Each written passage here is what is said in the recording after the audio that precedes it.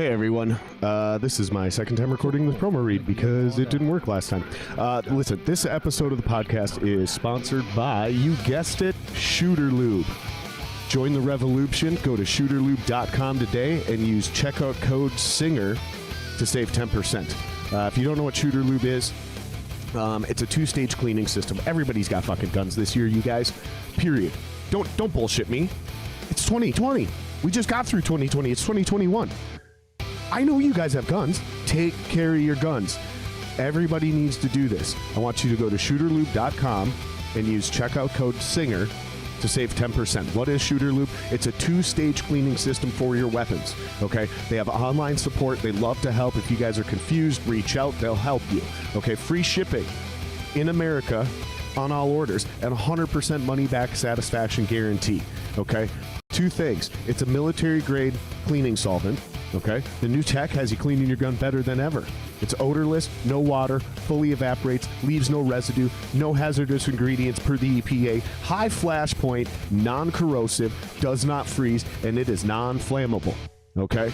This shit is specifically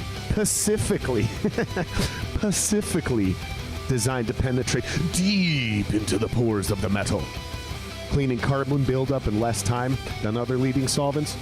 And then you go and you put on the extreme weapons oil, okay? Standard gun lubricants, that shit's a thing of the past, you guys. This shit's different because the new cutting-edge technology creates a new level of lubrication and protection. Unlike many other gun oils out there, they just sit on the surface.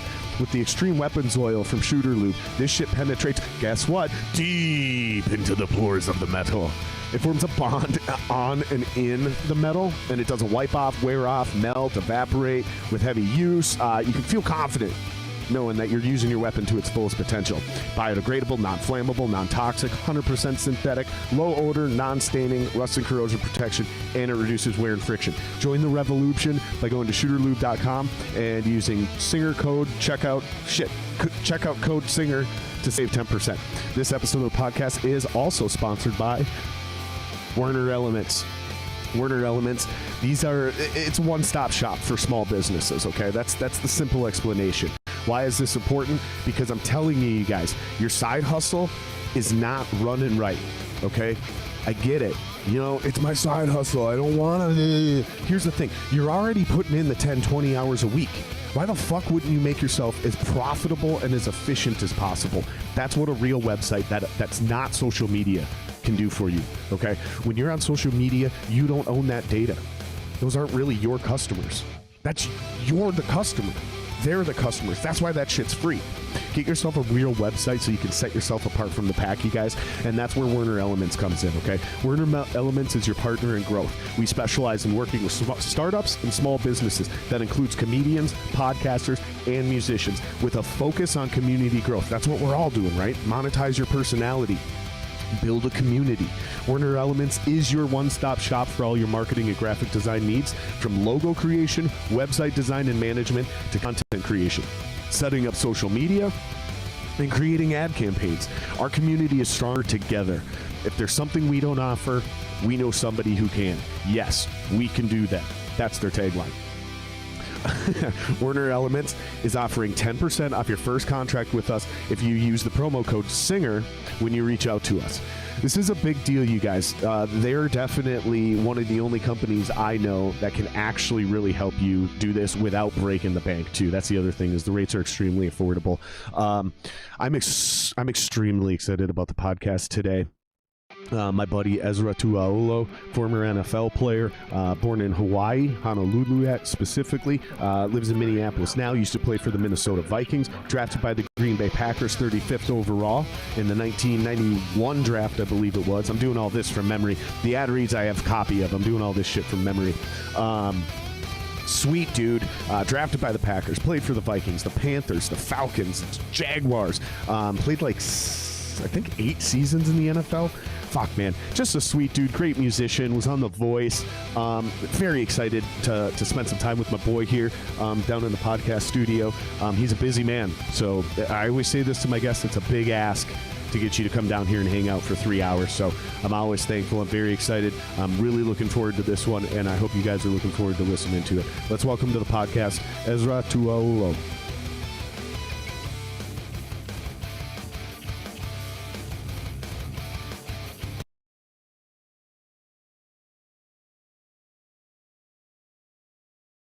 All right, we should be live. We are live. I'm pretty sure we're live. Awesome. If we're not live, well, I'm pretty sure we're live. I like that frame. You got me going on. You got the guns and stuff. Yeah, dude, you look good.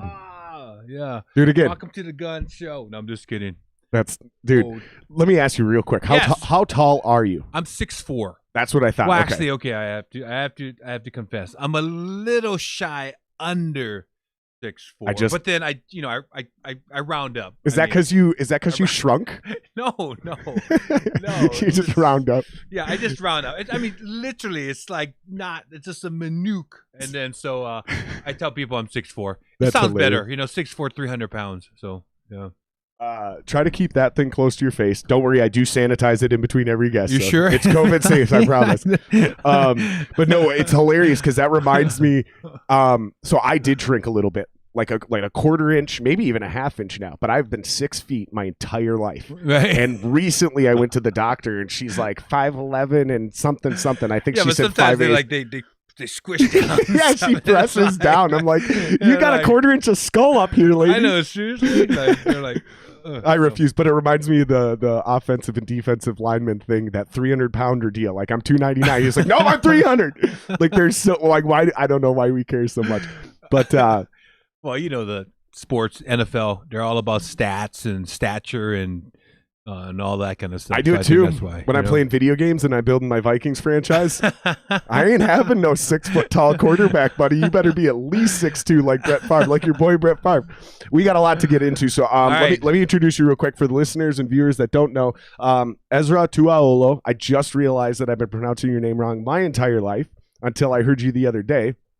I've been saying Tuaolo. And it's Tuaolo. Now, granted, I do a better job than most people, but it's Tuaolo. It just rolls off my shoulder. It's one of those things where it's like there was one announcer when I played 9 years in the NFL that said my name right, and that was Madden. Really? John Madden. It was the only person that said my name right. Of all people. But you know what? It was so cool because his thought process was, hey, if they're going to, getting into the NFL is like that 1%. I mean, it's hard work, right? So why not make sure people know their names? 100%. They know their names. Because, come on. It's like getting into the NFL, the average is 3 years, right? I played 9 years. So it's one of those things where he was the only person that said my name right. I want to get into the average career thing. Hopefully we have enough time to get into that stuff. So quick introduction, and you kind of mentioned it. You used to play in the NFL. You were drafted by the Vikings in the 91 draft. 91, yeah. And then, you're drafted by the Packers, 35th overall. I do know that. And then you did play with Brett Favre. Hopefully we can touch on that. You ended up playing for the Vikings for quite a while, the majority of your career. Right. If maybe not the majority of your career, but you spent more time with the Vikes than any other team. Yeah, 5 years. Yeah. And then the Panthers, which is where my wife is from, North Carolina, Jacksonville, and Atlanta. So you've had a great career. Thank you. But since then, and you didn't start music after you left the NFL. You were always doing music. I remember seeing it when we first met. That was one of the first conversations we have. Is I remember walking up to you and going, dude, I remember being like 11 years old and seeing you on Fox 9 local news in the studio singing. And here we are. Here we are. Just a couple years later, a couple years older. So. But you did retire. Yes. And then when you retired, you took your singing career very seriously. And that's where we met, was through the music industry. You came into Guitar Center to buy or rent a ukulele to sing the national anthem at the Timberwolves game. And we became buddies. We exchanged information. We're talking about a collaboration with you and I. Do you remember this? Oh my gosh, this was a long time ago. Let's hear it the for the boy. memory's still there. I mean, the concussion thing. You're singing it. Yeah, you're singing "Let's Hear It for the Boy" by Denise Williams, and my band's covering it, and it's gonna be heavy. The music's gonna be spanky but you gotta sing it. You're the only dude I know that can go on stage and sing that song well, and make it good with attitude. You're the only guy I know. Well, thank you. I appreciate that. Well, I appreciate you, brother. Cheers. it's technically bad luck to cheers with water, but yeah. I don't believe in bad luck. Well, shoot, 2020. Come on. I only believe in good luck. I mean, if from 2020 to 20, that whole year and stuff, everybody sort of kind of want to forget about that. So talk about bad luck or whatever it is. You've had a lot of good luck though, man. Maybe everybody's been hit pretty hard with 2020. We both lost family. We talked about that. Yeah. We talked about that over the phone. COVID hit both of our families pretty hard. But kind of catching up to the future. You were on The Voice. I was. Yeah. And that was fucking crazy because I didn't know you were on The Voice. Like I had no idea because I don't watch The Voice. Right. And then all of a sudden I see something somewhere on social media and I was like, "What? You're on The Voice?" So I click the video, I watch it, and immediately text message you like, "Dude, congrats, you're kicking ass." Like, that's awesome. But you are not only doing music, you've also become an activist. Yes. So you have a book that you wrote shortly after you left the NFL called Alone in the Trenches, My Life in the NFL as a Gay Man. Right. Or I think I screwed up that name. I think it's Life as a Gay Man in the NFL. No, you did it right. You did it right. And you've really put that at the forefront. And so that's the main reason you came on today is because you wanted to promote what you're currently up to now, correct? Yeah, definitely. I mean, I have an organization called Hate Is Wrong. And so it's, we have 2 events that are coming up. One actually in 2 days, this Friday.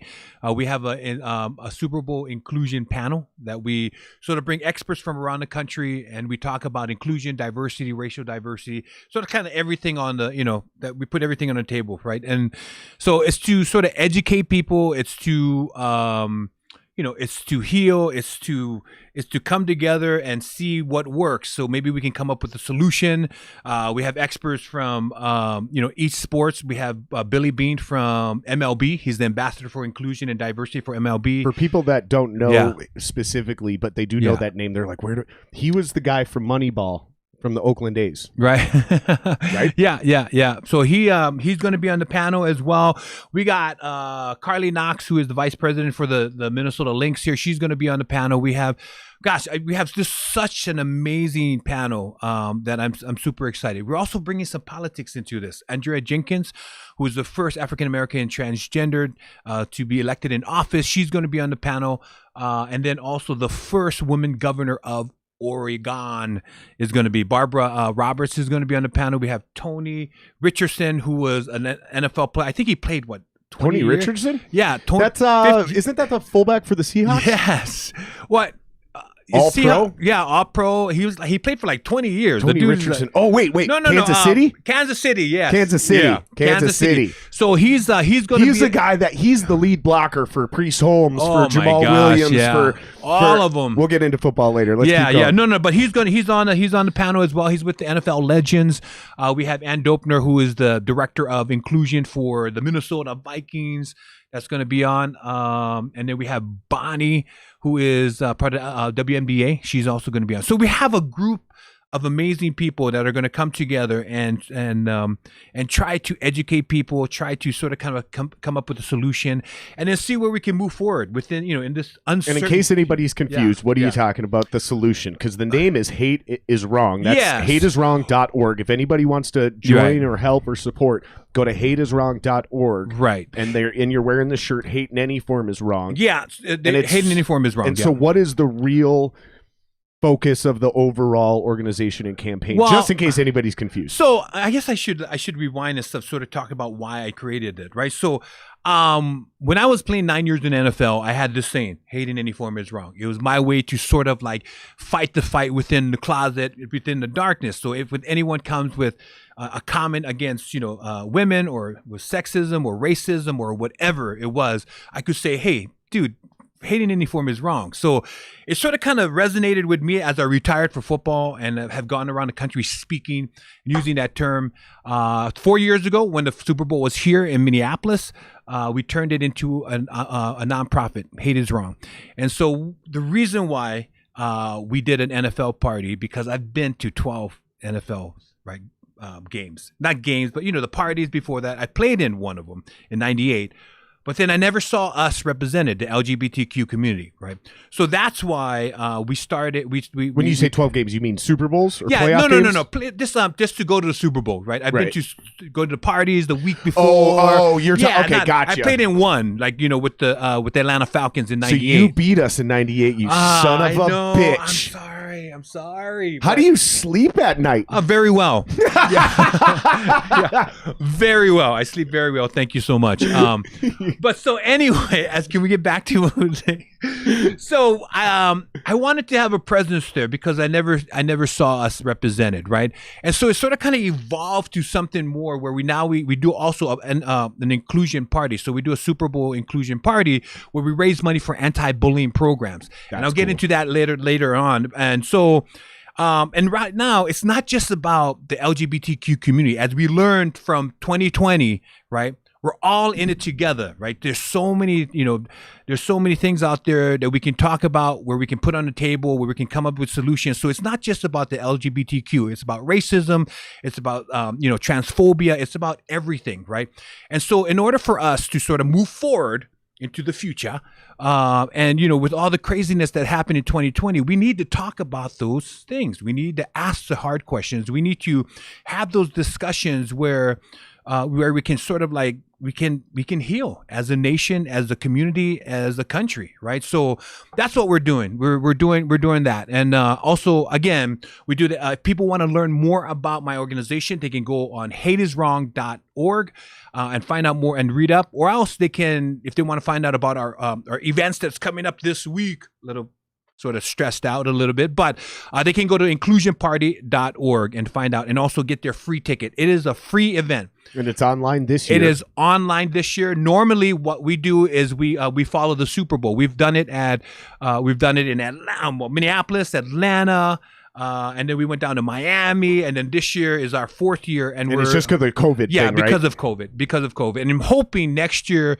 we can go back to. It's going to be in LA, so we can do that whole event again. But that's interesting because I heard them talk about the Tampa Bay Super Bowl this year, and apparently they're gonna like test everyone. Yeah, but they're just gonna leave that bad boy wide open, baby. Yeah. So I understand the apprehension. If anyone's confused and they're kind of like, "Oh, screw that guy. He should be down there doing it." And if you really cared, no. I'm sorry. The Super Bowl this year is like literally going into the Wild West. They're claiming they test everybody, but I know half a dozen people that have had negative tests. I haven't really read about positive tests. Yeah, I'm with you, man. Yeah. I'm with you. I understand. A lot of parties have been canceled, right? It's not just our parties. A lot of parties. But you didn't cancel it. You just. No, I didn't cancel it. We pivoted, and we had to sort of make sure that, we just want to make sure that we're that people, have a somewhere where they can still. Come to Hate Is Wrong and find out more about, right? We just don't want it to die like a lot of other things that happen, right? So we just want to make sure that's amazing, we're educating people. We want to make sure we're having fun. We want to make sure that we're engaging to everyone out there in the community. So that's amazing. Yeah. And so you said, okay, you wanted to kind of back up and talk about why you had gotten into there. So I've known you for a while. I've been a fan of you for a while. I never do any research on any of my guests ever, because I don't need to. But with you, But with you, you had so much going on. Right. I was like, I want to, and knowing how many of these things you do, knowing how many interviews you've done, I was like, I cannot be the guy who goes in and tries to interview him, because first of all, we don't interview anybody on this show. On this show, it's two dudes hanging out. It's me and a chick hanging out. It's two people getting to know each other and letting the world get to know us as humans, so they can become fans of us, and then become a fan of what. And then because that's. Let me tell you this, man, because you're not new to the music industry, but you didn't grow up in it like you did the NFL and the sports world, right? Right. A real fan is this. A real fan is somebody who literally derives pleasure from seeing you succeed. Right. Okay. Right. So when you can come on these kind of podcasts, these long form podcasts where it's a discussion, it's not, you're not going on Ellen or Jimmy Kimmel where it's an interview. No, people are getting to know you. Cool. And then they become a fan of you, and then they become real fans where they will go out of their way to support you instead of just slapping like on Facebook or the heart on Instagram. We get a lot of those. But you know what? All is welcome, right? All That's support is support. All support is support. And, and we've been getting some tremendous support. So I think that's great. really cool, man. And I think it's really cool how resilient you guys are in not succumbing to what you said. So many companies in my world, so many bands or comedians, we say die, we don't mean die, but like they're done. Like COVID forced people into early retirement, not because of health reasons, just because they quit doing it. So I really commend you for not giving into that and pivoting. Right? Not canceling, pivoting. And I just think it's really cool. So I want to start off with just some interesting shit that I didn't actually know about you that I found out. So I watched. So first of all, let me do this. Let me plug your podcast. Okay. So you have a podcast, 2 of them, technically. I don't know if you could call it a podcast. I do for the last 8 months, I've been doing this Mr. Aloha Coffee Talk which is awesome. Yeah, I just jump on and just try to motivate people, try to bring that aloha, try to sort of like, inspire people for their day and stuff like that. And it's become, it's grown and it's been great. And somehow you're either using 2 different devices or you somehow are going both to Facebook and Instagram at the same time on one device. But it's really cool because I'll check in on Facebook and see, anywhere between 7 and 40 people in there. Right. And then I'll go to Instagram and see the same thing. Right. It's really cool what you're doing, man. Right. But you also have another one. And I watched your podcast you did with Brett Favre. Oh, yes. Now, 2 things. I got to give you a little bit of shit. Yes. I don't know what the hell's going on with the YouTube algorithm, but that fucking podcast episode should have way more than 214 views. I know. I don't know what's going on. When things calm down, when you're done with your event, let's talk some more. Yeah. Let's help you get your YouTube business tight. Right. That'd be cool. Dude, you did a podcast with Brett Favre. Yeah. It should have more than 200 views. I have more than 200 views. I know. Me and my asshole buddy sit here and talk about conspiracy theories and get more than 200 views. And it was a great podcast. Thank you. I appreciate that. Man, there was some cool I wish I had this setup. It was sort of like, We'll get you there. This setup would be so awesome. We'll get you there, dude. Yeah. We'll get you there. But you know what? Like, seriously, my life is so busy, like with things that I'm doing. And so it's one of those things where, like, if I can get to it, I can get to it. And I think that's one of the problems and stuff with me, right? Because I'm a singer, I'm an author, I'm an actor, I'm we do the advocate work. I do all of that kind of stuff. So it's sort of like to sort of kind of manage everything. It's been very difficult. But, it's one of those things. If you love and you have passion for every single thing, I think it's okay, right? I think it's all right.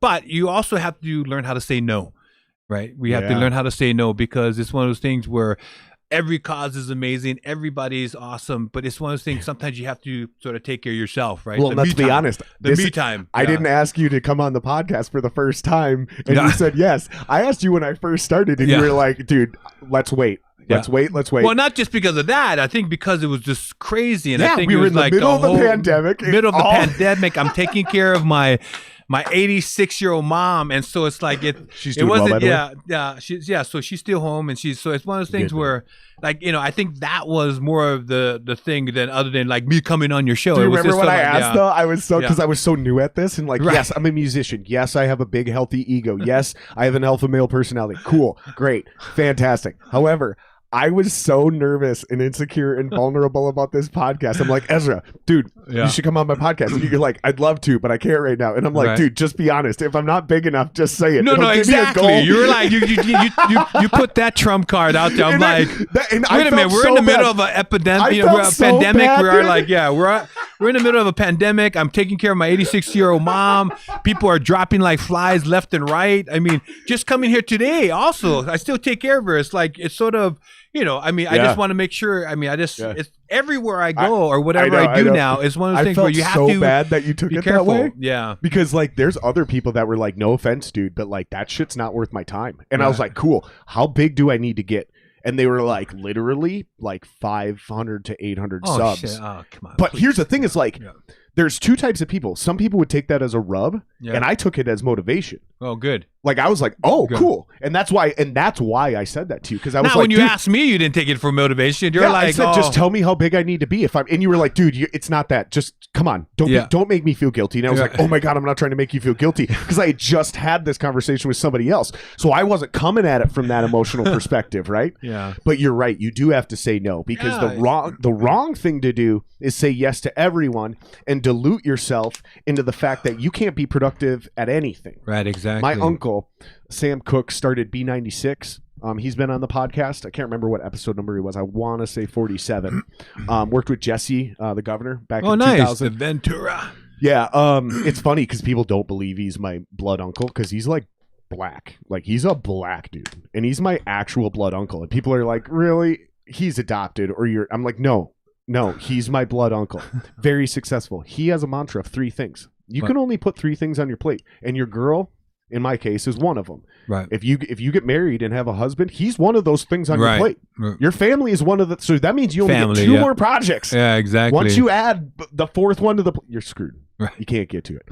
So I wanted to just dive into some fun stuff so people can kind of get to know you a little bit more and understand, because it's very, very hard to take somebody your size seriously when they talk about bullying or fear or any of those things. But I want people to understand, like, you weren't, how do I say this? I feel like you are the epitome of the American dream. Okay, so let's throw race out the door. Let's throw gender out the door. Let's throw sexual orientation or religion out the door. You grew up on a banana farm, dude. Yeah. I didn't know this. What does that mean? What is that like? Now, when I hear banana farm, I imagine my dad's farm in northern Minnesota with a bunch of bananas, and it looks way prettier because it's in Hawaii. Well, first, I grew up in a shack, right? Grew up in a shack, like literally a shack, like a coconut shack and stuff with an outhouse. Like the size of this room? No. A lot smaller and stuff. Really? And then until like my dad could afford to build our house slowly but surely in the back. So what did he do for a living? My dad, he farmed, but then also he worked for the government. Like he worked like a park and recreation and stuff like that. So he had his crew and stuff like that. So he was traditionally poor, but eventually ended up with a decent job. Saved up some money. Yeah, and built you something more than a shack. Exactly, and I think more than a shack. And so it's like it's slowly but surely we built our house behind the shack, right? And so But so that's where I grew up. I grew up in Hawaii, and I grew up on a banana farm. And it's just, it was beautiful. Actually, it was really beautiful. But is it a tough life? Are you working your ass off yeah, like a Minnesota definitely. farm We boy? didn't have the money and stuff. Everything was done by machetes. Like we would chop down trees. We would like clear landfills with just machetes, right? And so we would burn burn all the excess stuff. But it was one of those things like my mom. I'm gonna grab a water. Yeah, no, my mom and stuff she was the she's the one actually that did all the farming and ran everything and made sure. But we were the first Samoan family in Hawaii to ever lease land from the government. Ever lease land from the government. Wow. Ever. That's ever, right? And so, but before, I'm not sure if you wrote my book, read the book and stuff. I can't read. Yeah. But, we had some problems doing that. There was some racial within the culture, within the Polynesian culture and stuff, because there's a lot of jealous people when we got 15 acres. Like 15 acres in Hawaii is probably like 50 acres here, like sure. 500 acres, 500 here. So which people here nowadays don't even value land the way they used to, because land used to make you money. Right. Now people are like, oh cool, you can ride dirt bikes. I don't even like dirt bikes. Right. You know what I'm talking about though, dude? Well, the social media, I think, all that, everything, the mentality, all culture, all that. I mean, I think you're right. Corporate farming is a big one. Exactly. Land used to mean something because it would secure your future for your family. Now it's like, I can't farm all that land. So we did everything by hand, everything. Wow. It's the funny thing and stuff. I didn't know I grew up in an organic farm because we couldn't afford any pesticides or anything, but that's what it was. We cleared everything. I'm the youngest of 8 in my family. So my brothers and sisters worked with my mom and my dad, cleared off the land, and we built what we had, and so it was one of those things where it was a lot of hard work, but Hawaii. So that's all I gotta say. Hawaii. I mean, sure, right? it's like I get it. Yeah, Hawaii. Like it's still beautiful. Not that Hawaii, the culture, the family, Ohana, all of that, right? Ainga, everybody always helping each other out, coming together and stuff like that. It was just an amazing place. Even though we grew up poor, our parents made us feel like we weren't poor because there are so many things in the elements or in the land that we could eat or and stuff like that. We had the beach to go play, for our playgrounds. We had a bunch of great stuff, to sort of kind of keep our minds occupied, right? So, but as far as like, having the stuff that my friends had or anything, I grew up with hand-me-downs. I grew up, going to school with no shoes or slippers or anything like that. So it was like, it was hard. But I tell you what, it was different because we grew up in Hawaii. And I think it's interesting too because like you focus on bullying and making sure that hate in any form is wrong is understood. But I think it's interesting because when the average person thinks of Samoan people, they think people that look like you, they think guys that look like The Rock, they see these stereotypes, these big jacked dudes. But when you're in a room full of other alpha dudes, like somebody's getting picked on. Right. So, but I don't think so that's a whole right. And before we get into too much of that, whole total different type of bullying that I grew up with. So it's not like it was, and we can get into that later if you want to. But it was that the reason why, and I can tell you why I'm passionate about it. You want me to just get into it now? Yeah. Okay. So I was molested when I was a little kid, right? Not just once, but multiple times when I was 4. Wow. So like 4 to I was a little older than that when it happened to me. So it was one of those things. I know how it feels to be neglected. I know how it feels to be hurt and alone and all of that. So that was a different form of sort of bullying, right? It's almost emotional. It definitely, it screwed up. I mean, it fucked you up. Yeah. Seriously, So all your life, you sort of kind of go through the thing of like, it was your fault and stuff like that. But in actuality, it wasn't your fault. You were stolen. Your innocence was stolen from you. Everything about you was stolen, right? And so it's one of those things where I just sort of, I tell people, because they're like, you're 6'4", 300 pounds. Yeah, you were now? bullied? Like, now, right. now. And so that's why I'm very passionate about this. And not only that, I mean, when, back in then, I did get beat up. I got beat up by my brothers, some, guys and stuff. I mean, everybody think that you grow up like this. No. But I tell you what, when I escaped and when I left the islands, I never looked back. I never looked back, and it's one of those things. So you escaped. That's that's a great segue because that's what I wanted to know is like, because I know you left Hawaii, and I know you ended up at a place, I believe it's called. My buddy told me this when I told him I was having you on because he's not a big sports fan, but he's a big supporter of me. And I was like, "Hey man, I know you're not a big sports fan, but this is a big deal for me to have this guy come on my podcast. I've known him for years."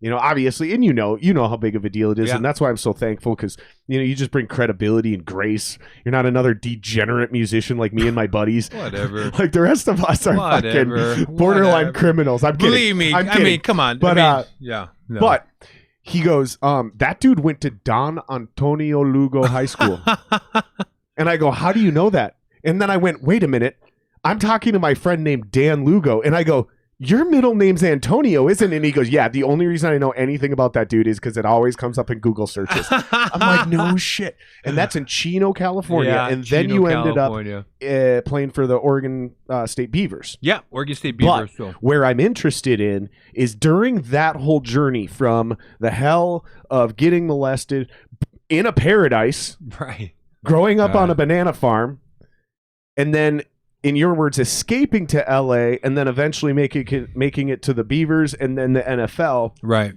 is what I'm interested in is where and when did you discover both music and sports as an outlet? So let's start with sports because that's the obvious one. Like when did you start playing sports? Music. Okay. Let's start with was music. That first? Music, when you grow up in a Polynesian family, music is always there, right? I mean, the guitars come up, the ukuleles come up, everybody, all the family comes together, they start strumming, they start harmonizing. So in a Polynesian culture, that's not unique to even your family. That's the whole society. That's the whole society. People, you get a ukulele, you play the ukulele.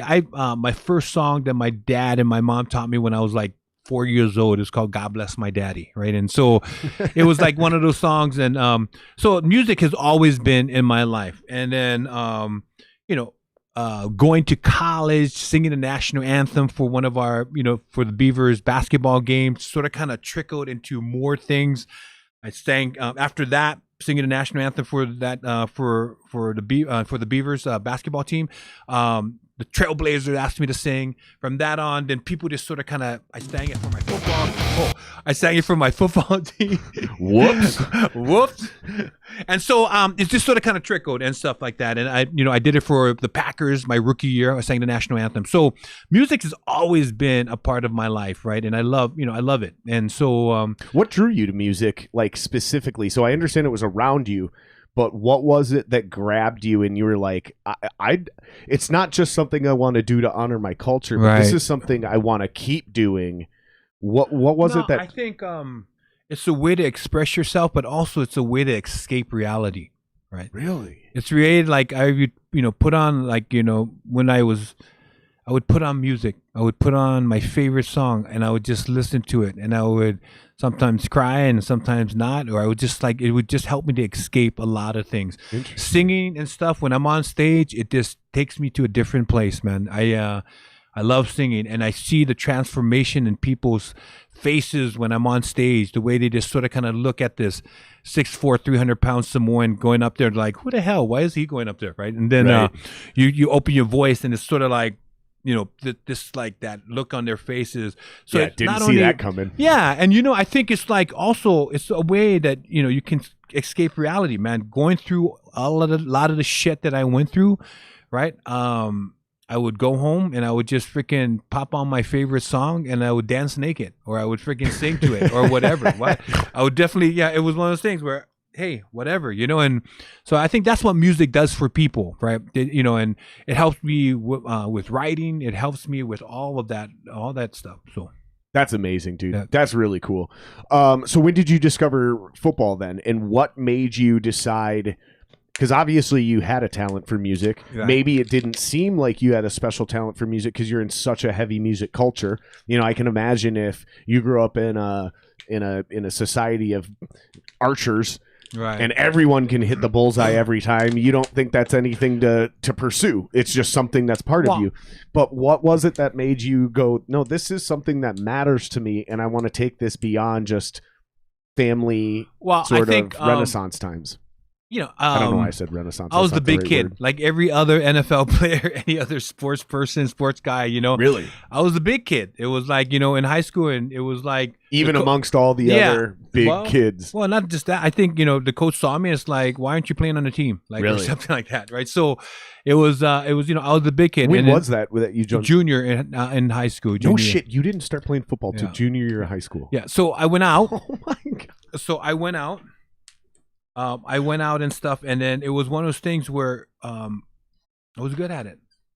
Right away. I was good at it. Right. It was. Did you play any other sports? Yeah, I played other sports. I wrestled, and I was a wrestler as well.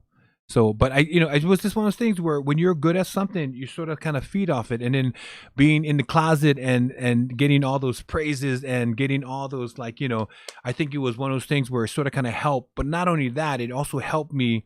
I found a way that I could release all the anxiety and all the crap and stuff, right? The aggression, with the safety of pads, right, on somebody, right? And so I think that sort of kind of helped me a little bit. But as you start going, then you see the homophobia within that sports, right? And that because it's a masculine sports, and hey, you can't be a fag playing, you can't be this, right? And so you start seeing all that hateful things that that normally and stuff you wish you never could see. But obviously, as we know, we grow in a society that seriously don't accept us for who we truly are, right? They want they don't do that. So as far as being able to come out and stuff when I was, started playing football, it was no. Especially back then. Yeah. So how the hell did you get to Chino? How'd you get to LA?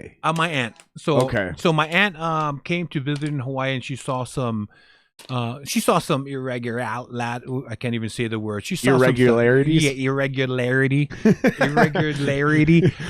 doing a promo ad read, man. You're gonna realize how much I can't say any words on a promo ad read. Yeah. So I tell you what. So that's why it was sort of like she saw that there was something up, and then with you or the home life, with the home, everything, right? With the abuse and all of that stuff, and. So she asked my mom if she could, hey, why don't you have him come and stay with me in Chino? He can, he can live there and maybe start sports and stuff like that. So I did. We didn't even tell anyone else. And I I gone, and I never looked back. You want another water? No, I'm good. Yeah, I never looked back. So it was one of those things. So it was cool. That is cool. So you go from you start playing football in Chino. So you didn't even start playing football in Hawaii. You didn't start till you end up in Chino, and then all of a sudden you end up in Oregon. You're playing football for the Beavers. The Beavers. Now, I read this snippet, okay, and it talked about how you had started to form this in its infancy. And it's interesting because football is, I would never ever guess that racism is still accepted in a locker room anymore, because when I've played football, even through high school, I didn't give a shit what color this dude was. All I cared that we were going to make the play and win the game. Right. But there's still some hazing. There's still some phobias there. And then the one thing I noticed is that everyone, there's like this weird, as somebody who's technically a Christian, I was cool with it. But I knew buddies who were atheists and would get super uncomfortable when we would all take a knee and do a prayer before the game. So there's certain things, there's certain like mindsets in football, like racism. No, we're not dealing with that. Oh, you don't believe in God? Keep that to yourself. And then there's the homophobia. Right. That is something that, like, even still today, because nowadays you can have guys on your team that are Muslim, atheists, and they go, hey, we're going to take a knee. If you don't want to be a part of it, that's cool. Just be respectful and stay silent. But with the homophobia thing, that has never gone away in football. No, and that's why I created Hate Is Wrong, right? But you didn't get bullied in college. Right. You found that pressure from something when your college decided to literally make you a poster boy and put the mighty beaver with you as the poster boy, quite literally the poster boy. Yeah. I want to know, your quote was in this interview was, it dropped your heart into your stomach. Right. So I read that and I go, I wonder why. Is it because I had you're alone? Anxiety attack. Is it because you're alone on the poster, or is it because you think the mighty beaver is some sort of dig at you because somebody knew your sexuality? No. It was because I was alone on. Normally, when you have a team poster, it's the whole team, right? Sure. And then, but it was just me. Or it's like 6 of you in a campaign rotation. Yeah, but it was just like the reason. Were you the best player on the team? I could hide like in the crowd when the team's there, right? I mean, that's so. But when you see yourself and you're in the closet and you're dealing with a lot of the crippling secrets and stuff like that. So when I saw that poster, it was one of those things where it was like, holy shit, like somebody, if that's going to be plastered all over Oregon, all over Hawaii, and it's going to like, somebody's going to see it and be like, hey, that dude's gay. I slept with that one dude and he's gay, so it's like, so that's sort of the shit that we have to deal with, right? The stuff that people don't, always ask that question, what's the big deal, right? Well, the big deal is we live in a society that don't accept us for who we are. And not only that, they hate us, right? So it was one of those things where when I saw that poster, that's where my mind went to. And so I had an anxiety attack. I blanked out. And so it was, because just by seeing that poster, like that's all my thought process is that shit, somebody's going to see that. So what they're going to do is they're going to tell my coach, they're going to tell my team, and, they're going to figure me out. And so I'm going to lose my scholarship. I'm the first person in my family to go to college, right? I'm going to lose my scholarships. I'm going to lose everything. I'm going to lose my education and all of that just because somebody's going to start a rumor or somebody's going to tell like my coach and everyone that I'm gay, right? So that's sort of kind of like the anxiety, and that's the kind of pressure and stuff when you're in the closet and you're like the man, right? And so it's one of those things where you just, everything can crumble in a second, right? And one of the things is like, that's why I don't tell like people, they're like, oh my gosh, you're such a great role model. I'm like, hell to the no. I'm not a role model. Don't put me as a role model. I'm a servant. I'm doing what God put me on this earth to do. Don't put me as a role model. Your role model should be like your people that you know personally, like your dad, your mom, uncle, aunts, or something like that. Not some figure that they say, But I think I understand them though, because like that's some Charles Barkley shit. It's like good I to ain't no role model. inspire, but you can inspire. Like you can be a person that inspires somebody, but don't call them a role model, right? Don't call, because as easy as you build them up, as easy as you build people up, you can knock them down even quicker, that right? Makes sense. Yeah, you can knock them down even quicker, right? People, it's like it's just the nature of the beast or the nature of people, right? It's what they love. They love like pushing somebody on a pedestal, and then as soon as something happens, boom. What? Like it's just there's no support from them, right? That's interesting because I always thought of role model like, well, you are somebody that I would want to model myself after in the role that you're playing in life, like Michael Jordan. Like I want to be the greatest basketball player of all time, so Michael Jordan is my basketball role model. I think we conflate that with the idea that we all kind of know Mike isn't necessarily the best guy. Michael Jordan and everybody else didn't have a crippling secret. Right, Michael Jordan or all those other all those person didn't have a secret that they were holding from society, right? That you dealt with every freaking day, that you dealt with all that bullshit. Finding out, I got up every freaking morning. I woke up. I put on my clothes. I went, I put on my clothes. As soon as I walked into that locker room, I transformed myself into somebody I wasn't. No shit. A straight dude, right? Really. Right, the whole acting shit, man. It's compiled and compiled of shit. Was there anybody that you were comfortable with that knew? No one. No, the entire time. No. Wow. Do you think anybody? It's a different level when you're in the pros. It's different now, right? Do you because all that shit could be taken away from you, right? I mean, all the shit, right? So there was never a teammate. There was nobody. Do you think anybody ever suspected? No. You were. No. Yeah. Wow. And that's something I can't relate to because I haven't ever had to experience that. And that's one of the things I wanted to have you on the podcast for, because I don't think people understand, like, just because you're the big dude in the room and you were a defensive lineman. So you were quite literally the biggest dude in the room, even on an NFL team. You're a 300-pound defensive tackle. In the trenches, you're probably a little nuts. I joke with my buddies about this. Offensive and defensive linemen are regularly referred to as the craziest people on the team because you gotta be a little nuts to play those positions. Let's just be honest. Especially the O-linemen, I've heard. Those are always the nuttiest dudes. No one ever highlights the offense and defensive linemen, right? It's never been like that. But take us out of the equation, you'll just be running. Well, I mean, even I know this though, man. Like, you may not get the praise, but anybody who really knows how to build a football team understands you start from the inside out. Exactly. O-line, D-line, and then build everywhere else. Because you could get here's a great example as we segue into your life, into football. Here's a great example. David Carr, Derek's little older brother, David Carr, led the NFL in completion percentage while also leading the NFL in sacks. He spent more time on his back and still completed more of his passes than anyone else in the NFL. To me, that means you're a great quarterback in a shit organization. Right. And look what the Texans are doing years later. Deshaun Watson still wants out. Something's going on down there. Like they're not building this thing the right way. So you guys don't, and there's also that old homage like, well, you should only know your defensive linemen if they're getting the sacks. You get another water. Yeah. If you don't know your defensive linemen, that's because they're doing their jobs well. Right. Like there's also that. So like whatever, I'm not sitting here getting into that, but I just think that's fascinating that you can have that kind of fear and that kind of anxiety, because you're right. It's not about just like, because I got gay friends that are my size, right? And I've gone to the gay 90s with them and shit. And they're like, man, I'm glad you're with me tonight. And I'm like, why? And they're like, because I know you know how to fight and you have my back. And I'm like, what are we talking about right now? And they're like, dude, every night I walk out of this club, I'm worried about getting jumped. Every night.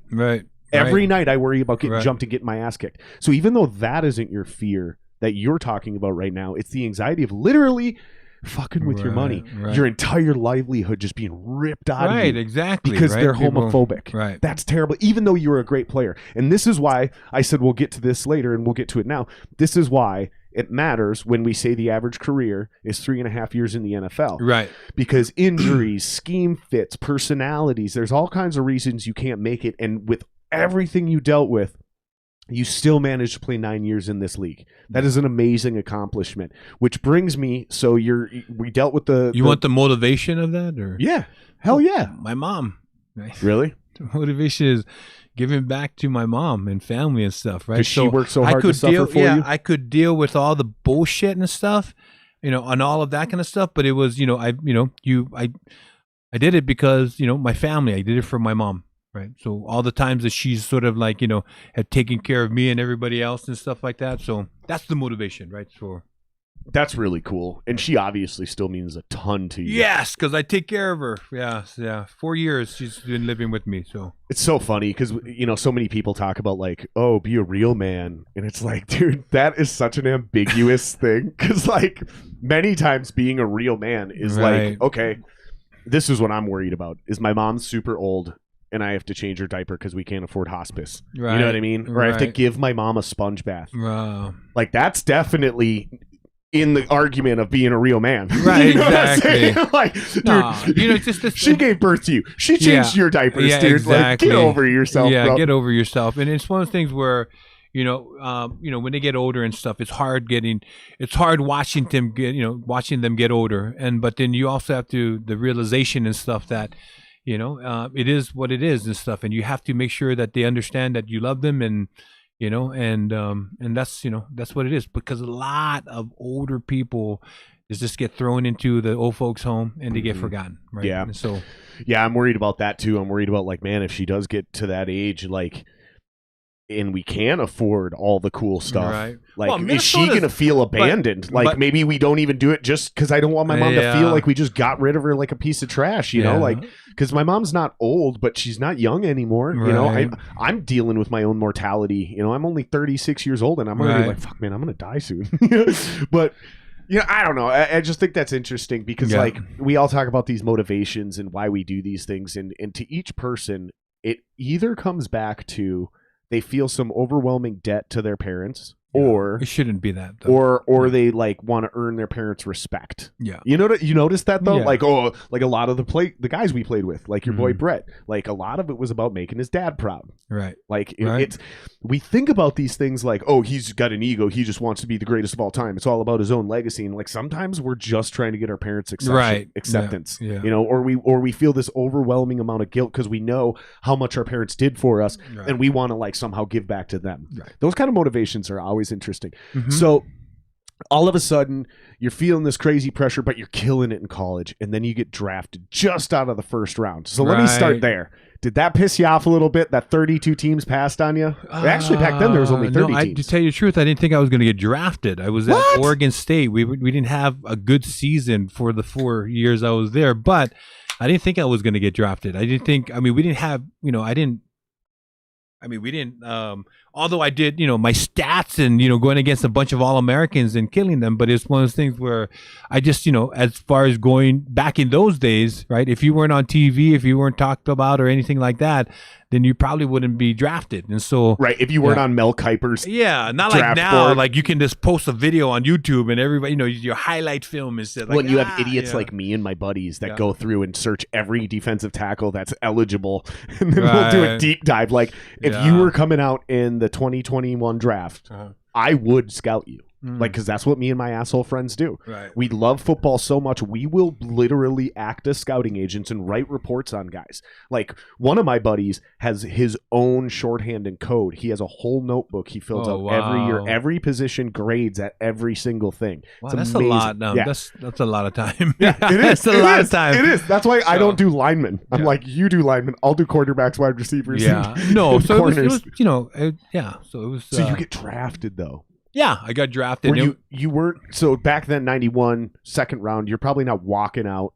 You're probably not getting the jersey from, I was home cleaning my house and stuff, so yeah. Did you even know it was happening in real time? Yeah, you know that it's going on and stuff like that, but you don't drafted. The draft, what do you mean? So you're at home cleaning when the draft is happening. Yeah. Do you get a call like you just got drafted, or do you find out definitely. a week later? No, they call you and stuff, and,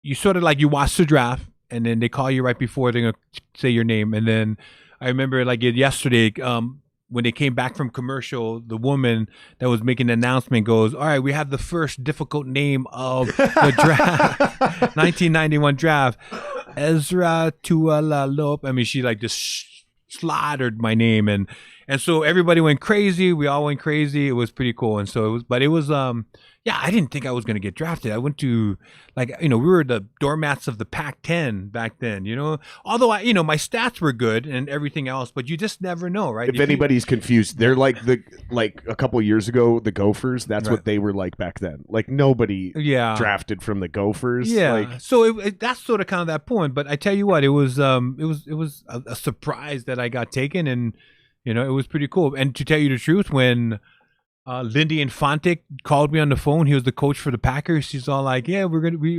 congratulations and welcome to the Packers." In my mind, to tell you the truth, because I don't like think of any other state other than past California, I was like, where is Green Bay? Right. That was my next question. I'm glad you brought that up. So once you found out, where is Green Bay? So when did you realize that you got drafted? Because this is pre-Brett Favre. If anybody doesn't understand, Brett Favre isn't in Green Bay yet.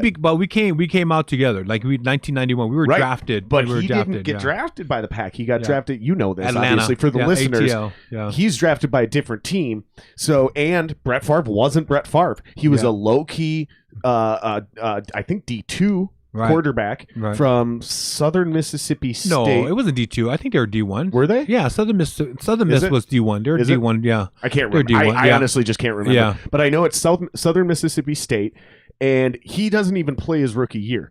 You get drafted by the Packers. So when does it hit you? Because I'm not insulting the Packers, even though I hate them. As a Vikings fan, I just can't. But hate let's just in be any honest. Form is wrong. Even when it's my division rival, come on. Hate in one form is okay, and it's when you hate a team that doesn't have an emotion.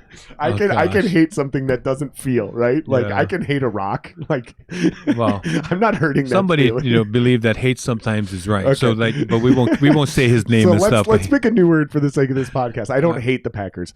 I despise the Packers. No, I'm kidding. I just don't like the Packers. They're different. Come on, dude. You know what it's like. All right. You know what it's like. Yeah. So, but back then it was literally, we used to joke back then, when Tampa Bay and Green Bay played, they call it the toilet bowl. Right. It was the two worst teams in football. Right. Green Bay was not a place anybody wanted to play in. Lambeau isn't what it is now. Back then you guys played your home games in two different stadiums. Right. You played half in Milwaukee and half in Lambeau. Actually, just a few games in Milwaukee, but that was so much fun because we were on the same sideline. Yeah, we played at the Brewer. Oh my gosh, I can't even say the Milwaukee Brewers Stadium. Yeah, the Milwaukee baseball Brewers. Stadium? Yeah, we at the baseball stadium, and it was like both teams would be on the same sideline. It was the craziest thing. Like a basketball court. Yeah. Wow. Yeah, it was funny. That's fun. so But we cool. had fun. It was a great time. So when does it hit you though that you're going from literally the paradise of all of the West Coast, so from Hawaii to California up to Oregon, where it's just beautiful, to the frozen tundra? Oh gosh. When did you do pre-research? Did somebody tell you? They're like, dude, it snows up there, or did you not know until you got off the plane? All my friends after they told me all about Wisconsin and the Packers history, and obviously you can all of that. You learn about Vince Lombardi and all of that and stuff. So it was pretty cool. But I just for me, I adapt to any environment that I go to, like anywhere. So it's not I knew it was going to be cold because people were telling me that it was going to be freezing. And then watching some of the old games and stuff. So you sort of like it's going to be. So a cold how'd you handle that? You're like, oh shit, or were you like, all right, let's do it. This is another challenge. What, dude? You're playing in the NFL, right? That's what I'm thinking. So you're gonna be like, you know what, Green Bay, I'm sorry, but I'm not. I'll play anywhere you want me to play. Yeah, I'll be like, seriously, yeah. It's like I'm such a Vikings fan. You're in the NFL, like you're in an NFL. You're in the NFL, so I mean. Why? Like, why even have those type of thoughts, man? Just freaking go with the flow and, make it right. Like, I'm such a Vikings fan. I've always fantasized that if I were ever in the NFL draft as a kid, and they were like, "Hey, you want to be a Green Bay Packer?" I'd be like, "Nope." I'll play for 31 teams except for you guys, because I don't know how I would feel because I'm so loyal to Minnesota. But there's a lot of bringing a championship like that. There's a lot of athletes like that, right? There's a lot of athletes. So I'm not alone in my logic. No. I mean, there's a lot of athletes and stuff that they don't want to play. Like we had Marbury right here. Good old Stephon Marbury. Yeah, Stephon Marbury. He didn't want to play here, right? So then he sort of kind of a lot of players. There's there's a few. I mean, great point. Yeah, a point. But so what was? But you do probably realize you basically ended up on the Beavers of the NFL at some point in time, and then Brett Favre walks through the door. Well, it all depends, right? It all depends on stuff how you look at things, right? Like, come on, let's just admit it. You guys weren't good when you first got there. Yeah, well, yeah, exactly. I understand that, but then also you can always think about it as like, oh my gosh, you can be, part of the change. You can be part of that, right? So you're such a positive guy, right? You're playing in the NFL, right? Why mope and stuff and just complain about playing on a shitty team when you can, be the solution, right? And that's the way I think athletes need to look at things, right? But a lot of, of course they were like, they were like the bottom of the NFL during that era, right, of Lindy and Fonte and stuff like that. And while so you get drafted, cool, right. But you're going through your first season and the losing is happening. So no matter how excited you are to be in the NFL, losing sucks. Right. It takes something from you. Every day you go back to the locker room and you got to sit in the meeting the next morning and go over game film, and you're just hoping you don't show up. You're just hoping the coach doesn't point you out, right? Am I right? No. That's my question to you. Are you all right? you need a second and stuff, and you're watching film like, are you okay? Losing sucks, you need man. Some time. Losing sucks, brother. It takes who was it? Rex Ryan said every time you lose, it takes a tiny little piece of your soul, and you just die a little bit on the inside. Really? I think Jordan said something similar too. Like Tiger Woods said something similar. I'm that way. Like I just don't like losing. So the way I turn that into a positive motivation is be prepared. Yeah. Like in the Boy Scouts mentality, like I lose and we lose when we don't do our individual jobs. When we're not prepared for the task at hand, that's when we fail. Right. So I always took that responsibly, and then when I would embarrass myself or get schooled on something, I'm like, please just don't point me out. Like, because after a win, the coach is going to point out a few things that went well, but you didn't do right and you got lucky. He knows how to do positive reinforcement. Right. So no matter you just got to let it roll off your shoulder. But I mean, and that's what I'm getting at. So how do you deal with this when you're in the NFL mid-season? It's going poorly. Like at some point in time, that's got to start eating at you. Or do you just go back to focusing? I can only control what I can control. Exactly. So I'm going to focus on what I can focus on. Exactly. You can only control what you can control. I can't control like what my brothers that are playing on the same team as me. I mean, if you're not getting your shit done, then they'll replace you, right? So it's one of those things you can only control what you can control. And wallowing in the misery doesn't help you. Yeah, exactly, right? Because if you do, the next following week you might be out of there, right? I mean, that's the thing. It's like you can't, and you definitely don't want to be the sore, the cancer, right? Who makes it miserable. Like, dude, we lost, but now you're miserable to be around. Yeah, because that guy will get kicked out of the band or the team real quick too. Oh my gosh, yeah. But why I'm dredging on this, why I'm like really hammering this feeling, is because I heard you say something like this in that Brett Favre interview. Because then all of a sudden, this loudmouth white boy from the South comes in having fun, and the entire locker room changed. The reason I know you're not exaggerating, the reason I know that you were being genuine and not kissing his ass, is because I had buddies on the Vikings. They weren't on the team, but I had buddies who worked for the team, and they were like, dude, when that guy walked through the door, the entire organization changed. Like there was a buzz, there was a feeling, and you mentioned. You just straight up said it's his leadership, it's his personality and the way he does things. Yeah. He even said like, when I walked in and as soon as I became starter, there was no more bullying. That's what I'm interested in, is like, we can talk about all this personal responsibility and, focus on what you can control and do your job. We can do all that, right? Fine.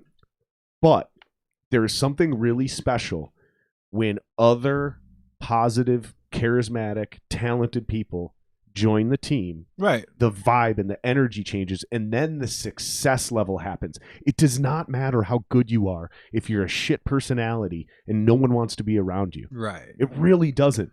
And the camaraderie of a team is very important. People need to realize that. Right? Same thing with the band. If you don't like your team members, you ain't gonna amount to shit. I mean, seriously. I mean, this plain and simple, right? When there's that cancer in there that's sort of kind of like just, corrupting each player, right? If there's that one person always getting on someone because they're messing up instead of encouraging them and stuff like that, that's not a good thing, right? That's something that you need to get out. And so Brett was the opposite of that, right?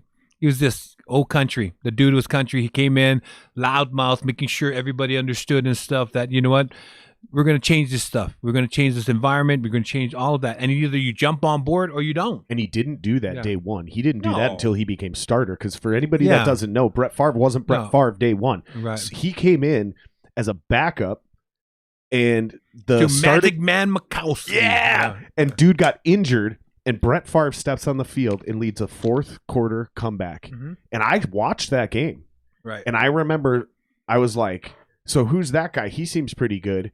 And I literally remember, I'm not going to say his name because he's not getting a shout out on my podcast, but he looks at us and he goes, the Vikings are going to be in trouble for a very long time. And I went, why? And he goes, I think this guy's the real deal. Right. And that was literally that game. Wow. Just amazing. Like that guy knew football. He was like, I think the Vikings are going to be in trouble for a very long time. He was good. He was cocky. He was just, the dude was just, his leadership really shined through everything and stuff. And I'm not sucking up to him. I'm not doing, everybody that knows Brett knows what I'm talking about. Well, and you said it's to his face. So, That's a great staple of this podcast is I never talk shit or compliment anybody, overly compliment anybody unless I've already said it to their face. So then they know it's genuine. I don't really care what the listeners think. If the listeners think you're kissing Brett Favre's ass, guess what? You don't care. Brett doesn't care. Like, we don't care.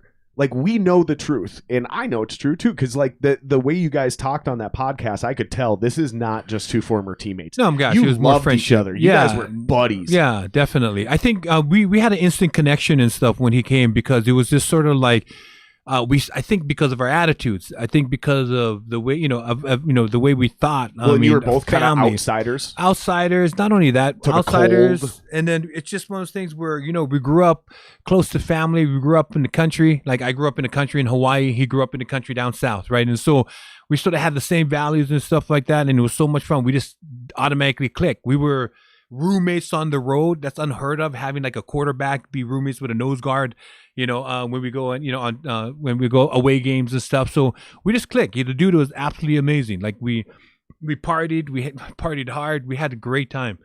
The dude was he's a great dude. He treated everybody with respect, and that was pretty cool. I've heard rumors about that too, man. Yeah. People that I know in Wisconsin who live in and near Appleton, how he would go down to the bar and just party with people and hang out. Right. He was just like a normal dude at the bar. But he's the starting quarterback for the Packers, and he'd show up the next day on Sunday and go win a home game.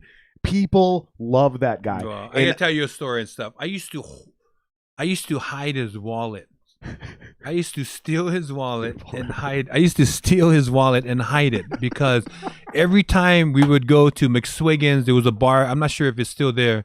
Like, he would just buy shots and drinks for everybody in there. It's like, and so his bill would be like, $600-700. And back in those days, that's like $6-7 grand. Yeah, exactly. Right. Back in those days, drinks for like $1.50, right? $2 and stuff. It was like beer was 75 cents. Shots for like $1.50. It was like, what mix? It was this sort of like Goldschlager and all of that, right? Now they're like freaking $7-8, $11. A shot of tequila is like $15 now. If you go to New York, it's $100. Oh, exactly. So I used to hide his wallet, and he would be like, this funniest thing. I mean, and then I would give it back to him like in the morning time. Like, he's like, oh, what? I thought I lost them. I'm like, yeah. Did you check your bill and stuff? Yeah, it was like what, $10 instead of the $600 of it was just crazy. But so you guys both wrote about the same story in both of your books. He wrote it first. People, when I wrote that, what we're going to talk about, people are getting on me. It's like, why would you bring that stuff out and shit? Like, I'm like, wait a minute, he wrote it in his book first before I, you know, before I did it and stuff. So it was sort of like, you know, oh, you don't know Brad. Like, seriously, I was getting like all these emails. This is why I want to dial into this on this podcast, because all my musician friends and fans, most of us have experienced what we're about to talk about, and they can relate to this, and this might give them a reason to go buy the book and read the rest of the book. Right. This is why I decided I wanted you to tell this story instead of a different story from the book. So you and Brett Favre end up in a bona fide bar fight. Oh, gosh. Yeah. How does this start? What happened? Is somebody picking a fight with you? No. Is somebody picking a fight with him? No. Is he picking a fight with somebody? Are you picking a fight with somebody? Years past that. We got arrested. But I went down to visit him the first time, and it was awesome. We had a great time. The family was there. Everybody. We had a crawfish boil, and he was like, let's go to Hattiesburg, where that's where the college is and stuff. And I'm like, how far is that? Thinking it's only like 10, 20 minutes away. It's like, no, it's like an hour and a half. Yeah. I was like, what? So we all jump in the pickup trucks, like literally like a movie, and we all just head down, him and his posse. And so we're at this club, and literally like here, we're drinking, doing shots and stuff. And this dude from my right comes and sucker punches him like right in front of me. Like just so it's just a pure hater. Oh. It has to be a hater. Recognize him, doesn't like him. You know, I found out later why, and it's a good reason. It's a good reason why he sucker punched. I already know why. It's a good reason. I'll just say it. I'm just gonna say it. You don't have to confirm or deny it. So anyway, I'm just gonna say it. Brett Favre fucked this dude's wife. And then so anyway, punched him, and then so I was like, I'm looking at him like, what the hell? And so I pick up the dude. We get into this big old brawl. Brett gets up. Is he a big dude, or is he like my size, like a normal human? He's big. I mean, I think he played ball too. So anyway, we get pulled out, and he's like, let's go, because you know the cops are coming. We go out. There's literally like about 10 cops outside, you know, waiting for you. Yeah, waiting for us and stuff. And so we got arrested and got put put in jail and stuff like that. And the crazy thing is that I'm in Mississippi, so the week before I watched Mississippi Burning, right? Oh no.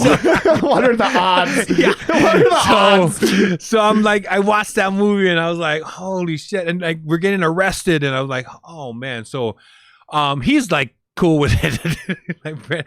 So anyway, they take him to talk to the chief of police, and then bring him back, and then they take me to go talk to the chief of police. And I was like, okay, here we go. So I go into his office. He goes, "Where you from, boy?" I'm like, boy. In my mind, boy. In my mind, I'm thinking, boy. Like, I could molest you. But I'm in a land of like 15 times your size, man. So boy, and I said, I'm from Hawaii. He's like, you're from Hawaii? And I'm like, man, me and the missus just came back from Hawaii. And I'm thinking to myself, well, I hope you had fun. He's like, wow, we had a great time. And he goes like, don't worry about it. Buzz, who is Brett Favre's manager, Buzz is coming to pick you up. This used to be like Brett Favre's second home when he was in college and stuff. So picked us up, and so that was the story of that's a great story, the barroom brawl. But the funny thing about it is, if you guys want more details on this, go check out the book. Check out the book. The link's in my description. Yeah. Like you can hit the link in my description and go buy the book right now. But then, so the next morning, his mom, Bonita, and I love her so much, she goes, "You better call your mom." And I'm thinking to myself, wait, I'm in Mississippi, and Hawaii is like completely the opposite, right? So I'm like, why? She's like, "You better call your mom," right? And I'm like, okay. So I call my mom, and she's just yelling at me and just what? And because in the front page of the newspaper is Esera Tuaolo and Brett Favre barroom brawl, and it's like, and she was just laying on me. You need to come home now. And it's like, I was like, the AP wire. I forgot about the AP wire. The AP wire before there was like the social media and all of that kind of stuff. Yeah. The AP wire. I can like, oh gosh. And then so Yeah, you're embarrassing everybody. I'm like, oh my god, I got the guilt trip and stuff. Wow, because your mom's obviously such a sweetheart. She's worrying about her baby. She just hears violence. She doesn't think my baby is technically hold up. She also is the one that chopped down the papaya tree when I was in it. So it's like, she's no softie. I'm not saying no. She's a tough cookie, but she's thinking about her baby doing wrong. She's not realizing her baby's out there literally helping defend another man who was sucker punched. Right. Because the news isn't going to tell her those nuances. Yeah. How fast did she calm down once you told her the story, or did you just take the heat? Yeah, this took the heat. And then, but the thing about it and stuff is like, I think after that's when Brett and I sort of kind of became close, 100%. And stuff like that. And that's sort of like the whole, the whole thing, and that's a ride or die moment, dude. Yeah, and it's one of those things, like that's sort of that's where we sort of kind of became real close. So that's super. And now, I mean, obviously I can call him up or whatever like that, but it's not like we hang out or anything like that. He's got his life as like everyone else, like that playing NFL that you're friends with.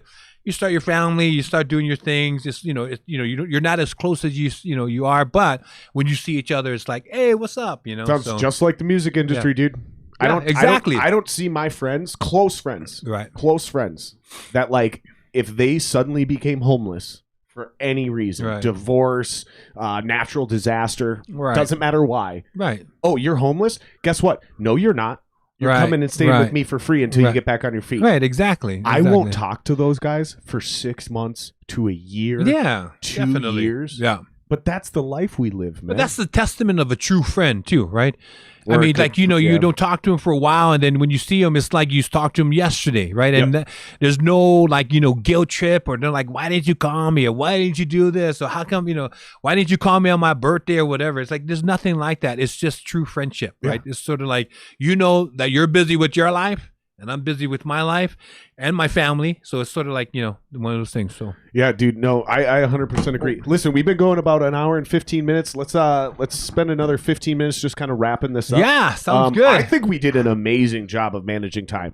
Yeah, I think so too. I mean, this was like being strapped to the front of a bullet train. This podcast was, because I knew there was so much we wanted to talk about and get to. There's so much important shit we wanted to touch on. Usually these things are like being on a train that's just starting to leave the station, like that whole first hour. Honestly, I tell people, skip the first hour. The first hour is boring. Yeah, we start getting going in the second hour, and the good shit's in the third hour. But you're busy. It's not that. It's just people, the comfort level of people, right? And stuff like that, what to expect, the fear of the unknown, it's all of that kind of stuff. But I hope I made you comfortable down here. Oh my gosh, yeah, I think we've talked about everything under the sun right now. So yeah, the only thing we haven't been able to get into is like personal stances and things that are currently important to us, other than organizations and things we're a part of, and that's fine. I'd love to do this again with you. I hope you come back on. This was an absolute blast for me. It was a huge honor to have you come over into my literal home, into my studio here. The spot behind us is going to be turned into a small acoustic space. Oh, nice. So quickly, within the next year, we're not doing full bands. But if you wanted to come back on with 2 or 3 musicians and do like an acoustic set and do some music, that's nice. We can have you come down, hang out. We'll do a full podcast, full 2-3 hour deal. Right. And then you guys can pop over there. I'll hit a button. It'll flip the cams and you guys can perform a quick little set. Yeah. But dude, I'm telling you, man, like I got another buddy who's got a podcast and we're building a little thing here. We're going to start doing some live shows, some live events. Oh, and nice. We're going to do them COVID safe before crowds come back, but we're going to do it in a real venue with a real sound system, real lights, or at somebody's compound. I think the Fine Line's doing that right now, right? They're doing They're like trying online. To do something, yep. They're doing like online stuff, right? But nobody cares. Yeah, I know it's hard because, especially also with, you're an artist, right? You feed off of like people, right? You feed off of, and stuff, and so when we're doing this like inclusion party, via virtual, right? It's going to be hard to sort of, sing that song, and try to get all pumped up when there's no crowd, right? Yeah. So, but what's interesting is I used to train younger musicians on this. Okay, so here's the secret. Okay, because this is what you would deal with if you're a professional and you're used to playing in front of 500 to 1,000 people every night. Right. And then you show up out of town and there's 9 people there. And you're like, who the fuck booked this show? Right. Here's what you do. You literally, right before you walk up on stage, you close your eyes and you imagine yourself as that 10, 11, 12, 14-year-old kid in your bedroom cranking up your favorite song, and you would stand on your coffee table in your living room or your bed in your bedroom, and you would pretend there's 10,000 people in there. Right. And you probably put on a better show at 10 years old in the privacy of your bedroom than you've ever actually put on in front of 10,000 people. Right. So if you can literally trick yourself and get back into that mentality, then you can walk out to that small crowd or on an internet no crowd and give that performance as if there's 10,000 people there. Or you can get rid of your ego. You can get rid of that and stuff, and just I think that is getting rid of your ego. Yeah, and do what you were born to do. I think that's just one physical exercise to get rid of that ego. Is like, remind yourself that you're 10 years old and you love doing this. Right. And you did this for fun when there was nobody in the crowd. Yeah. You didn't need this. Yeah, I performed in front of 10 people, and I performed in front of 35,000 people. It's the biggest compliment I ever got, yeah. Ezra. Biggest compliment I ever got is somebody said, listen, I've seen that kid. I was like 22 when I heard this. It was a thing written online. And they were like, listen, that fucking kid will give you everything he's got every night, and it doesn't matter if there's 5 people or 5,000 people in that room. I've seen that kid, and that kid gives you a pro performance every night. Say what you will about him, like him, talent, untalented, doesn't matter. He gives you everything every night, and that came from sports. That's literally that sports mentality. Like if I step off this stage, brother, and I know that there was 1% more I could have given, because I appreciate the fact that people lay it all on the line. That's people what they tell paid you, to right? be here. Lay it all on the line, right? And people paid to be here. I don't care if you paid $5 or $50. Yeah. You got a babysitter. You took time out of your night. You're buying drinks. You're standing in front of the stage. This night is costing you money. You're expecting entertainment. Right. If I come out here acting like an egomaniacal artist who you are privileged to see me. Oh, there's a lot of them out there. I know. Oh, I know, brother. Oh, I know. There's a lot of them out there, but no, yeah. Where can people follow you? I'll do it. Because if you just say it, it's going to be really confusing. Do not just look up Esera Tuaolo or Tuaolo. There's too many of them out there. It's actually a pretty common name, I found out. Just look up Mr. Aloha, and all the links are in the description. Other than that, it's hateiswrong.org. Hateiswrong.org. And inclusionparty.org. Yep, and exactly. The goal of this whole thing is you're trying to raise money for anti-bullying programs, and then also to educate people. Where does that money go? Just in case anybody's curious. There's a bunch of it goes to anti-bullying sort of organizations that we support. The Pacer organization here in Minnesota. The Pacer. Like the basketball team? No. Yeah. Is it? Oh, gosh. Like the Pacers? No, they do. They're a national. They're a national. No. I just mean yeah. Am Pacers. I hearing you? Okay, yeah, exactly. Okay. Pacers. Avenue Q's. Oh, not Avenue Q's. Sorry, that's the play. Avenues, a homeless shelter for youth here in Minneapolis. The Center for Human Rights Institute down in Atlanta. And VDE. So there's a bunch of people that we support and stuff, and the money goes to them. 100% of the money goes to charity, to those organizations. No one on our board, and I think this is very important that people need to understand and know this, right? Because every time you come with an organization and stuff like that, you're like, oh, so what do you get paid? Nothing. No one on our board gets paid at Everything's all. 100% volunteer. Yeah, all 100% volunteer and stuff. I do while we do.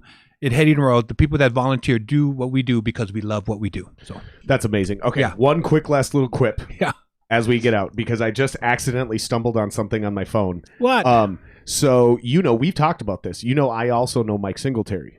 Ah, yeah. HOF linebacker for the '85 Super Bowl champion Chicago Bears, baby. I love him, man. He's also agreed to come on the podcast. We don't have a date announced yet. Cool. I got to get to him. I got to go down to Texas. Simply, it's a time issue. Right. But you told me a story about the very first game you played. You didn't sing the national anthem at this game, did you? No. But you were standing. The first game you played was against the Chicago Bears. And Singletary was across the sideline from No. Stare. That was no. The first game I played was that was the national anthem game. Oh, so that was the national anthem. So it game. wasn't your first game. It was the national anthem. It was a national anthem game. It was a Thursday night TNT game. It was against the Chicago Bears. Obviously, you know, that big rival there. So they asked me to sing the national anthem. I told them I had to ask the team. I asked the team. They said yes, the coaches. And so there, singing, I wasn't nervous singing the national anthem. I was nervous because my idol, Mike Singletary, was watching me sing with his football pads and stuff. And it was those just, eyes. Oh my gosh. The way he's staring I used at to you. play him. I used to play like him, like wide-eyed and just take out people, right? Staring into your soul. Exactly, right? Staring your The soul. non-blink. Oh, yeah. The non-blink. Dude, Oh, my gosh. Think about this. Okay, I only played high school football. I'm half your size. Right. Quite literally half your size. But I did the same exact thing. Whether I was a running back, a wide receiver, or playing corner or safety, I played those auxiliary fast played everything. positions. Yeah, exactly. Yeah. And I played a little QB too, but let's be honest, I wasn't a fucking linebacker or a lineman. Let's just get that out of the way. Not up for, even in middle school, I was still too skinny and small for that. But that's exactly what I would do. If I'm wide receiver or cornerback, I would literally look at this dude until and you know they're looking over at the ball. You know, they're looking for their snap.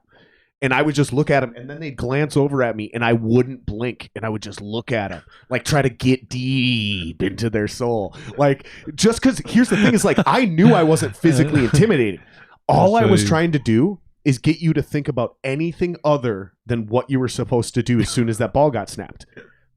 Does that make sense? Yeah, definitely. I'm not it's called intimidation. Or psych out. Yeah, psych out or intimidation. That's what it's called.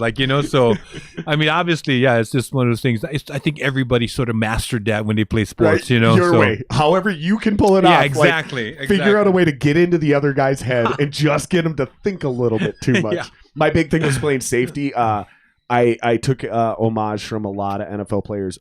I made you regret coming across the middle, and I made you think twice about coming across the middle if you were a wide receiver. When I played safety, you weren't coming across there clean. And we'll close this on this statement. Football players, we take pride in hurting you, but we never want to injure you. And there's a big difference between those two statements. Most definitely. 100%. We want to hurt you. Yeah. We don't want to injure you. Exactly. Huge difference. You're right. All right, Huge difference. Let's wrap this up right here. Alrighty. Thank you so much, brother. Esera Tuaolo. I said it again. See, now I'm reverting back to the old way. Esera Tuaolo. Yeah. Hit like, subscribe. If you want to follow him, look up Mr. Aloha. It's the fastest, easiest way to get to all his stuff. hateiswrong.org, inclusionparty.org. All my shit's just Jared Singer Live. Jared Singer Live on Facebook, Twitter, Instagram. You can go to jaredsinger.com, but my website's kind of a joke right now. It's under construction. Give me 2-3 weeks. My website's going to be super legit. Thank you. Shout out to all the sponsors. And yeah, man, we're out. Thanks for having me, brother. Thank you, brother. Oh, yeah. dude. Yeah. Oh. Dude, let me look at that ring. Oh gosh. You know, this is the one that you don't want to look at. No, I got to touch it. I got to touch that was it. Atlanta Falcons. I got to touch it. I got to curse it. That's when we beat the Vikings to go. So you know what though? That's fair. That's fine. But guess what happened to you guys after that? I know. 28-3. All right, let's wrap it up on that note. I love you, man. Let's do this again, dude. Gosh. This was a blast. This was a blast. This was so much fun. Thanks, man. All right. Aloha, everyone. Aloha. That means hello and goodbye. And love. Most of us don't know that. We're ignorant. Yeah. All right, guys. Thank you very much. Hit like and subscribe and all that shit. It helps the channel a ton. We do at least 2 of these a week. Thank you so much.